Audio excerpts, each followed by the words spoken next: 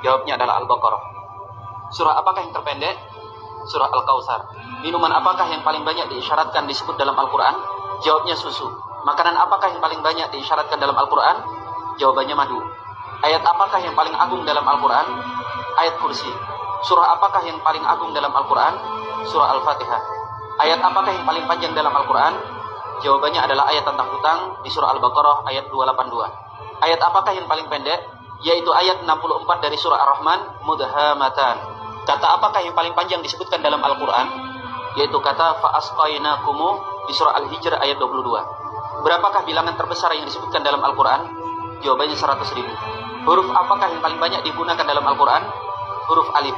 Huruf apakah yang paling sedikit digunakan dalam Al-Quran? Jawabannya huruf dha. Malam apakah yang disebut dalam Al-Quran sebagai malam terbaik? Lailatul Qadar. Bulan apakah yang disebutkan dalam Al-Quran sebagai bulan terbaik? Bulan Ramadan. Apa hewan terbesar yang disebut dalam Al-Quran?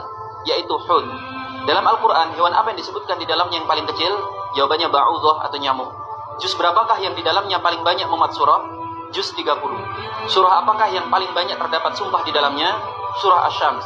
Dari Asmaul Husna, nama apakah yang paling banyak disebut dalam Al-Quran? Jawabnya Allah.